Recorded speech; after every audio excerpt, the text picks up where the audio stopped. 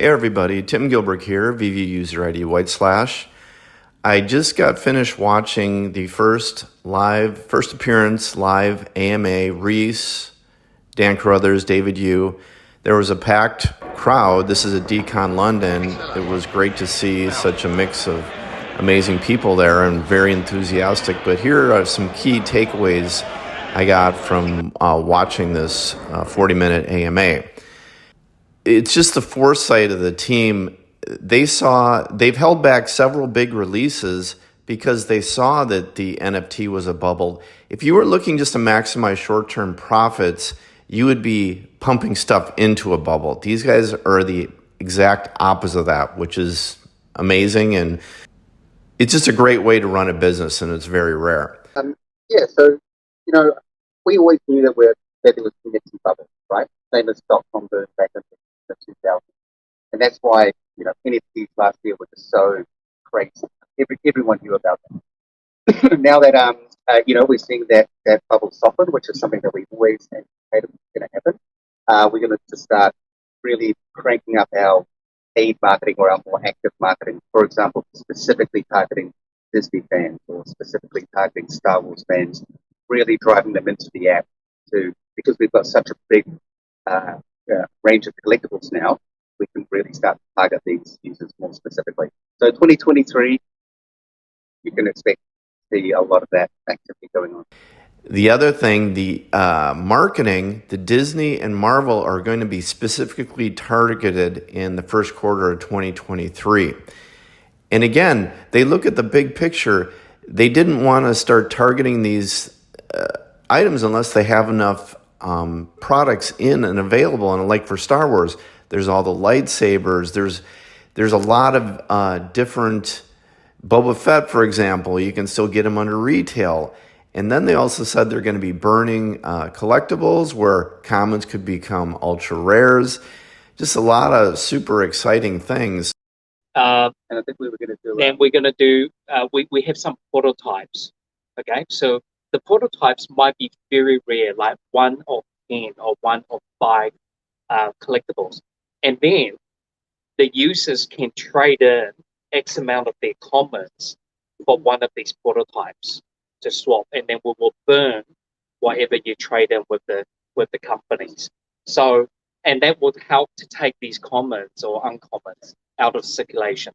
So, for example, if you want to trade a super rare big brand name prototype and 1 in 5 NFT, the requirement might be 30 commons and 5 uncommons and 1 super rare. And then when you swap that with us, we'll basically burn those, and they will go down burning. We are going to come up with mechanisms, try to work out how it works still. And our lawyers are working around, the legality around it. So we're waiting for all that to happen before we just, announce what's the first one. I really feel there's an opportunity in the Star Wars and Disney collectibles right now in the VEVE marketplace. Not financial advice. This is what I'm going to be targeting in the next 2 months, especially if there isn't a, upturn in the market. And one thing that's recommended is that if you're going to do this, don't buy them all in one day, because if the market keeps going down for the next couple months, it's best to average. It's called dollar cost averaging in stocks, where you basically buy one, then buy one the next week, and buy the next week, and even on a downturn, so you're not just gambling right now, because if it drops another 20-30%. So that's just what I'm doing. The second thing is there's a Star Wars vehicle, in quotation marks, coming out in September, not confirmed. I believe we are dropping the first, also this month, September, we are also dropping the first Star Wars vehicle. Okay. Pod racers. It is absolutely amazing. What I found was really interesting is this clip, which I'm going to show you next, stating that, a lot of the big brands are kind of a little bit worried about having their NFTs go out in the wild, but what you hear David and Dan say is basically they're giving them the carte blanche to do this stuff. Now, again, so they could do it. Why would you want to do this? You want to keep people in your metaverses are where your people hang out and congregate. So having all the VV people, if they're just randomly in some other metaverse, you're not going to have the same connection as you are with VV people who have the IP, who have the history, who know the owners. That's what makes it fun. You just randomly going around in a Spider-Man outfit and some other or skin and some other metaverse. Yeah, it might be cool, but it's the community. The community that VV has now is like a metaverse. Okay, we have Twitter, we have augmented reality. There's Twitter Spaces, there's groups. It's a metaverse now that's just going to be morphed in from the showrooms, and they're going to take baby steps and then develop it as it goes. But there's a real cool Easter egg, I think, because David says here, he highlights, it's going to be Unreal. And my think is Unreal Engine. Things is actually governed by the stores. So for example, our bigger partners like Marvel, Disney, etc. They're still a bit nervous about setting their IP out into the wild, so to speak, and they really sort of trust the platform because it is a closed environment. But really, what we want to do is make sure that VV is on par with every other platform out there.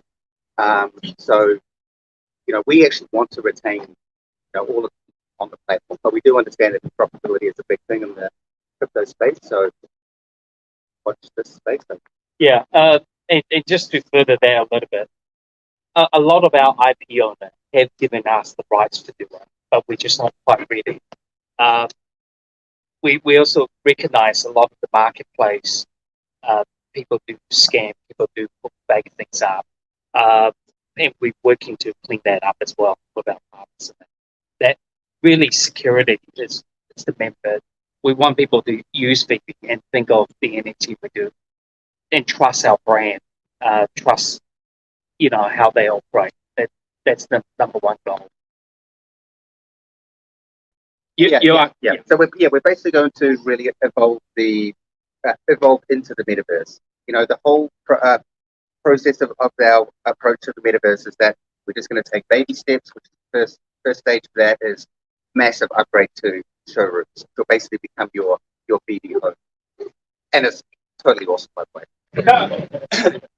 And then after that, from our perspective, we really just want to see what our do, what they want, how they kind of act and interact inside these interactive worlds.